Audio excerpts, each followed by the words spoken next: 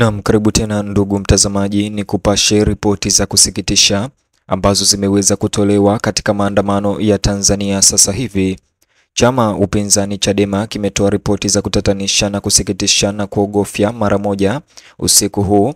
Idadi ya watu 700 wadaiwa kufariki katika maandamano ya siku 3 Tanzania, maeneo tofauti kuanzia Dar es Salaam, Dodoma na maeneo mengine yote ya Tanzania.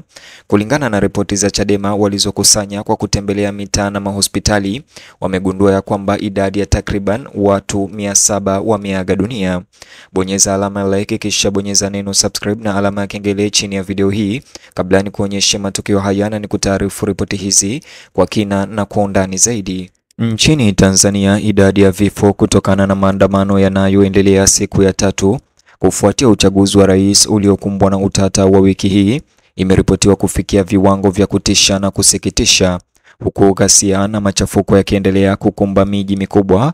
Machafuko hayo yalizuka baada ya Rais Samia Suluhu Hassan kuweza kutangazwa ya kwamba anaongoza katika uhesabaji wa kura hizo. Hata hivyo, makundi ya upinzani na mashirika kiraia yamelaani kuwa uchaguzi huo haukuwa huru na wa haki. Waandamanaji wanaishutumu serikali kwa kuendesha mchakato wa uchaguzi ili kuhakikisha kuwa Suluhu Hassan anaendelea kutawala, huku kukiwa na hali ya kufadhaika kutokana na ukandamizaji wa kisiasa. Kwa mujibu wa taarifa za chama cha upinzani Chadema, sasa hivi takriban watu 700 wameweza kuuawa katika siku 3 tu za makabiliano makali kati ya waandamanaji na vikosi vya usalama nchini Tanzania. Msemaji wa kambi ya upinzani nchini anayefahamika kama John Kitoka alieleza hali hiyo kuwa mbaya zaidi, akidai kuwa takriban watu 350 waliuawa jijini Dar es Salaam pekee, huku wengine zaidi ya 200 wakipoteza maisha jijini Mwanza. Takwimu hizi, alionya, zinaweza kuongezeka zaidi, huku ripoti kutoka maeneo mbali zikiendelea kuibuka, huku kukiwa na ukosefu wa taarifa.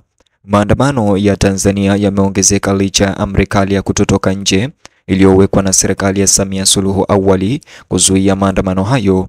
Ufikiaji wa mtandao wa kijamii umewekewa vikwazo vikali pia, hivyo kukata mawasiliano kwa muda na kuzuia utangazaji wa moja kwa moja wa machafuko na vifo vinavyoendelea mitaani, kulingana na chama hicho cha Chadema. Nikirejelea ripoti hizo zilizosambazwa na vituo vya habari vya kuaminika Afrika Mashariki na dunia nzima, nikinukuu, imesema hivi: The Chadema party spokesperson John Kitoka told AFP that approximately 700 people have been killed. He detailed that around 350 deaths occurred in Dar es Salaam and more than 200 in Mwanza.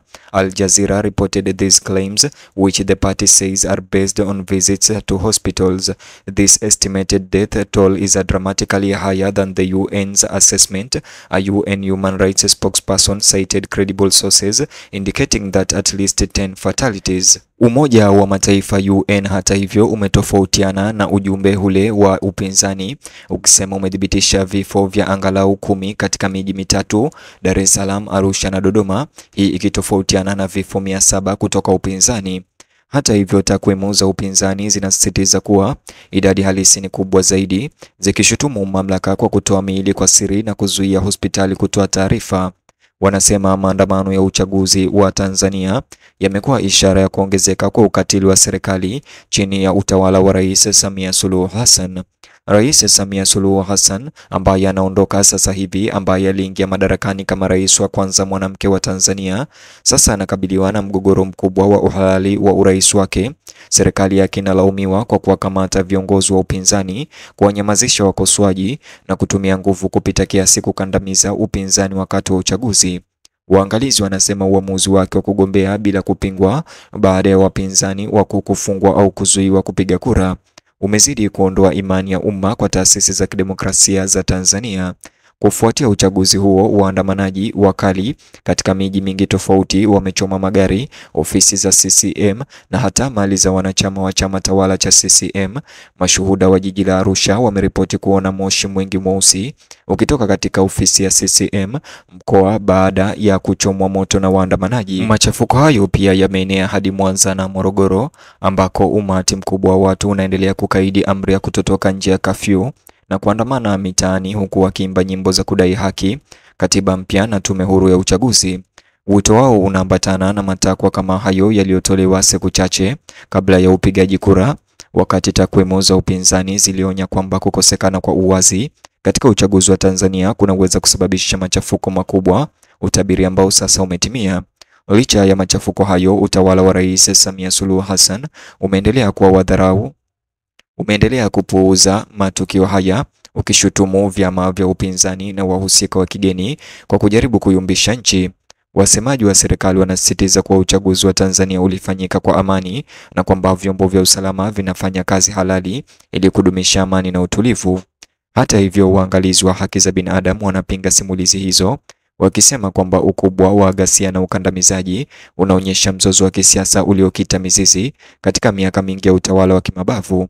Video zilizosafirishwa nje ya Tanzania kwa njia ya magendo licha kukatika kwa mtandao zinaonyesha matukio ya kutisha, waandamanaji wakikimbilia kujificha huku maafisa wa usalama wakirusha mabomu ya vitoa machozi kwenye umati wa watu na magari ya kubebea wagonjwa yanayopita katika mitaa iliyojaa moshi. Umoja wa Afrika na Jumuiya ya Afrika Mashariki zote zimeeleza kusikitishwa kwake na kuongezeka kwa ghasia hizo na kuitaka serikali ya Tanzania kurejesha ufikiaji wa mtandao na mazungumzo ya wazi na viongozi wa upinzani.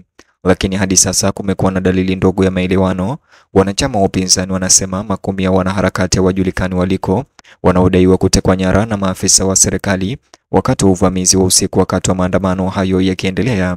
Wachambuzi wa masuala ya kisiasa wanasema mgogoro huo unaakisi mapambano mapana ya demokrasia nchini Tanzania. Kwa miaka mingi upinzani umekuwa ukishutumu serikali ya CCM kwa kuhodhi madaraka kwa vitisho, sheria zisizo za haki na uchakachuaji wa taasisi za serikali. Wimbi la sasa la maandamano wanabishana linawakilisha hatua ya kuvunja, ishara kwamba wananchi hawako tayari kuvumilia kile wanachokiona kuwa utawala wa chama kimoja unaojificha katika demokrasia. Huko mitaani hasira inaendelea. Jijini Dar es Salaam, vuguvugu linaloongozwa na vijana limeandaa mkesha wa usiku kwa wahanga waliouawa katika maandamano hayo, kuwasha mishumaa na kuimba nyimbo za uhuru licha ya vitisho vya kukamatwa. Wakati huo huo, jumuiya ya kimataifa inakabiliwa na shinikizo zinazoongezeka kujibu. Wanadiplomasia wa nchi za Magharibi wamelaani ghasia hizo, lakini wakaacha kuweka vikwazo. Mashirika kutetea haki za binadamu ikiwemo Amnesty International yameitaka serikali ya Tanzania kusitisha mara moja matumizi ya nguvu na kuachilia wafungwa wote wa kisiasa waliokamatwa kuhusiana na maandamano ya uchaguzi, hasa hususan Tundu Lissu, John Heche na wengine. Wanaonya kwamba kuendelea kwa ukandamizaji kunaweza kusukuma nchi katika hali ya kukosekana kwa utulivu zaidi. Ndani ya Tanzania, hofu na mashaka vimekuwa sehemu ya maisha kila siku sasa. Familia nyingi zinatafuta jamaa waliopotea. Hospitali zimezidiwa na vyumba vya kuhifadhia maiti vinaripotiwa kuwa na uwezo katika baadhi ya miji, kulingana na ripoti za Chadema. Hali ya kibinadamu inazidi kuwa mbaya, huku watu wakikimbia maeneo ya mijini wakihofia makabiliano na machafuko zaidi ya maandamano. Hata hivyo, katika hali hii ya vurugu, waandamanaji wanasisitiza kwamba hawatarudi nyuma hadi sauti zao zisikike. Mtazamaji, bonyeza alama like kisha subscribe, alafu nijuze maoni yako, kisha bonyeza box hicho kwenye screen yako kwa taarifa zaidi.